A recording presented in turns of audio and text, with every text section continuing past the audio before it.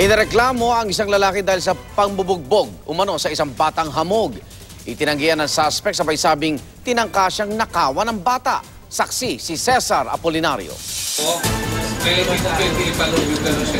Mga bukol sa muka at galo sa katawan ang inabot ng umano'y 14 anyos na batang hamog na ito. Reklamo ng kanyang ina sa barangay hall ng barangay 13 sa Pasay. Binugbog daw ang anak ng isang lalaking 25 anyos. Ayun nga daw po, inagis daw po siya. Ayan, naano siya, nakasubsob yata. Kaya bumubukol. Tapos pinilayan pa raw yung kamay. Dumating din sa barangay hall ang nirereklamong si Louie Andrew Besas. Pero hindi siya kundi ang bata ang sinermona ni Kapitan.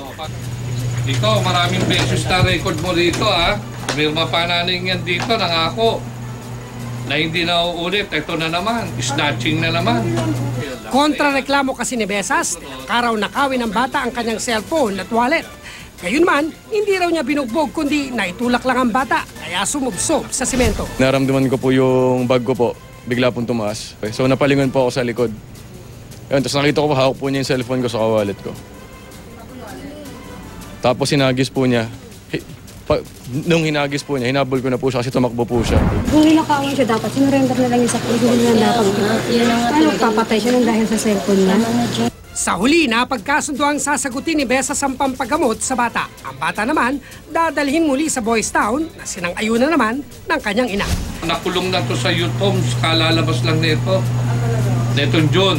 Ano ka, 3 beses, 2012, 2014, 2015. Ako si Cesar Apolinario, ang inyong saksi.